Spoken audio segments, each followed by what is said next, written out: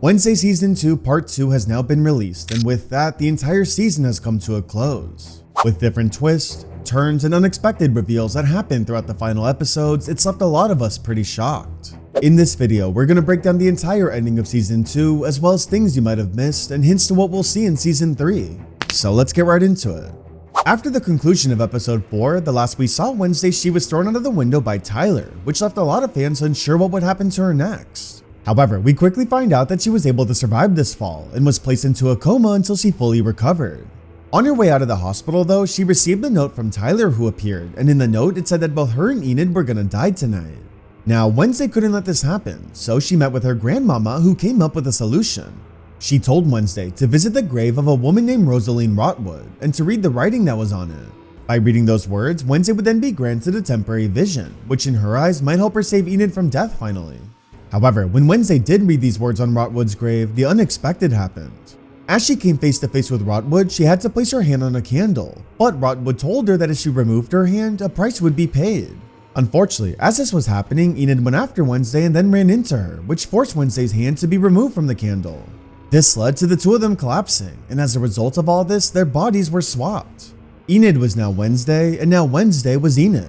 This was a huge challenge for the two, because if they didn't find a way to swap back, they'd both ultimately die. Luckily though, in the end they finally learned to understand each other, and the two accepted their differences and really showed appreciation towards one another. For one of the first times in their friendship, they really connected, and so because of this, they were able to go back to their normal lives. Luckily after this, Wednesday's premonitions of Enid's death were no more, and it finally seemed that all was good, but it wasn't. Now she had a new vision. In this one, she foresaw that a member of the Addams family would die, but the problem is that it didn't say who.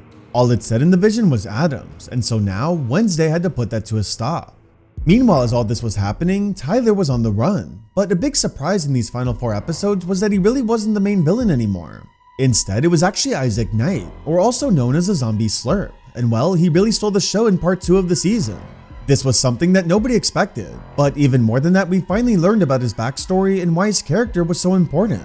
It turns out that Isaac was actually the brother to Tyler's mother, who happens to be this woman that we saw in episode 4. Now, her name was Francois, and just like Tyler, she was also a Hyde. For years, it was said that she was dead, but in reality, she was kept alive in the Willow Hill Hospital all along. Now, let's get back to Isaac. As we already know, Isaac was the genius boy who died 30 years ago in the explosion at the clock tower. From there, it was rumored that his body flung out and was buried in the skull tree. However, now we learn what actually happened that night, which was darker than what any of us expected.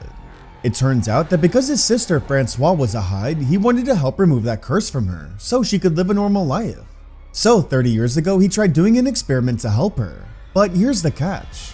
Isaac's best friend was actually Gomez Addams, so he used him as a test subject for this experiment. When watching these flashbacks, we learned that Gomez actually had electrical powers back then, which are the same ones that Pugsley and Uncle Fester have now. So, by using someone like Gomez, Isaac believed he could help make his sister normal again.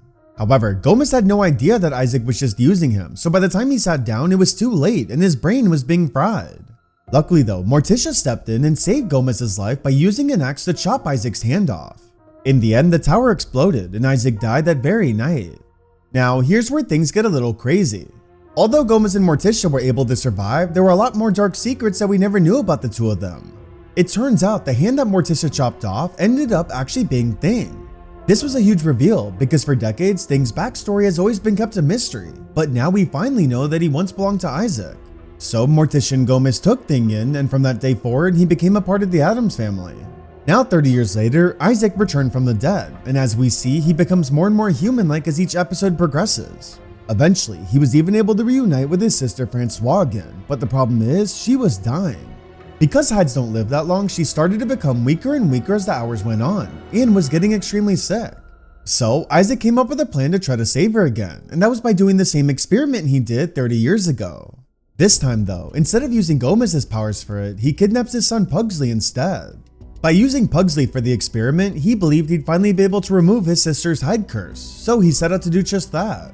After capturing Pugsley, he was able to lure Wednesday out into the woods, and with the help of Tyler, he was able to take Thing back and reattach him back onto his arm. Using his new hand, he then lifted Wednesday and tried to kill her by burying her under the skull tree. However, luckily, Wednesday would be saved. Soon after, Agnes and Enid worked together to save Wednesday from where she was buried. but there was one problem. The two weren't strong enough to get her out, so Enid knew she had to become a werewolf for this to work. Unfortunately, we learned that Enid was actually an alpha werewolf, and if she transformed on a full moon, she ran the risk of staying stuck as a werewolf for the rest of her life. However, that was a risk she was willing to take, as her friendship with Wednesday meant way more to her. So Enid transformed into a werewolf and eventually saved Wednesday from under the skull tree, proving just how much she cared about her.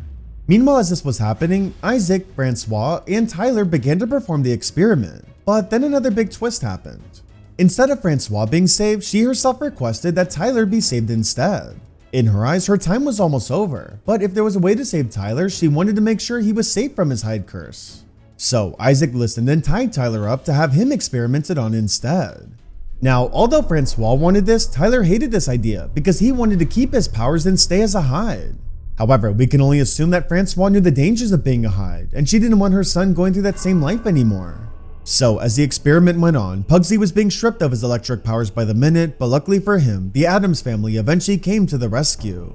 As Wednesday and Morticia arrived, Wednesday used an axe to save Tyler from his chains, and from there, Tyler and his mother had a full-on fight as hides. By the end of the fight, Francois clung on to the edge of one of the school buildings and decided to let herself drop, which ultimately killed her in the process. Although it's not explained directly why she did this, she did hint at different points that she had no desire to live as a hide anymore and was tired of suffering each and every day. As that happened, Isaac's experiment failed, and the clock tower then exploded once again, which knocked all of the Addams family unconscious. Luckily, they all woke up eventually, and not one of them died like the vision said they would. However, as they woke up, they were then confronted by Isaac himself, who also survived the explosion. With Thing now in Isaac's hand, he thought he'd be unstoppable, but he was in for a surprise. In typical Thing fashion, he turned on Isaac and was able to overwhelm him by punching him, beating him up, and even giving him the middle finger at one point. By the end, he ripped Isaac's clockwork heart out and finally killed him once and for all. After doing this, Thing was able to detach himself from Isaac's arm and then reunited with the Addams family where he truly belonged. Good job, Thing. Now, another big reveal in this season was that Principal Barry Dort was actually one of the bigger villains in the show, hiding beneath everyone's noses the entire time. It turns out that he was secretly the one behind the Morning Song cult and was pulling the strings all along. 15 years ago, he hired the man named Gideon to be the frontman for the organization, but behind closed doors, Dort was the mastermind behind all of it. Throughout the entire season, we saw Dort exploit Bianca by making her use her siren song on different people. That way they'd raise more money. Eventually, he even made her use it on Wednesday's own grandmother, Grandmama. By the end though, Wednesday caught on to this, and with the help of Agnes, they were able to take down Dort once and for all at the school gala. Because Agnes could turn invisible, she was able to remove his coral pendant, which then made him vulnerable to any siren song. So without hesitating, Bianca used it on him, and it was there where he revealed everything, and the truth about all his dirty work he's done the past 15 years. However, when he snapped out of it, he threatened to kill Bianca, and even lit the chandelier above him on fire. But his plan didn't really work out for him. Luckily, Bianca was saved by Ajax, who turned Principal Dort into stone, and well, the chandelier dropped on top of him, killing him for good. Now with both Dort and Isaac dead, it seemed that a good chunk of the villains in the show were now out of the picture, but the storyline only gets more intense from here. We learned that ever since Enid saved Wednesday from the skull tree, she's since been on the run, and it was said that she was last seen near the Canadian border. So, because Wednesday promised Enid she'd go and find her again, she did just that. With the help of Uncle Fester and Thing, they all set off for their next adventure to find her. However, the problem is, Wednesday has no idea what form Enid will be in when she sees her again. She has no idea whether she'll be a human or a werewolf, but she's determined to find her best friend no matter what. As for Tyler, well, he now officially lost both his mother and his father, and without anybody left, he had nowhere to go. However, to his luck, he was visited by the music teacher Miss Capri while at the cemetery. It was there where she offered him a new opportunity, but not to be his new master or anything. Instead, Capri offered a new life for him, one where he could be with other hides that also didn't have a master. She mentioned to him that she wanted to ultimately create a group of hides so they could all be together in solace. However, when Tyler asked what's in it for her, she revealed that her own father was a hide. Earlier in the show, we also learned that her boyfriend was a hide as well, so it'll be interesting to see what her true intentions are with this group that she's forming. Based on this look she gives in one of the final scenes of the season, it leads us to believe that she might be holding some dark secrets we don't know about yet. A lot of fans have shared that they don't trust her, and honestly, I can see why.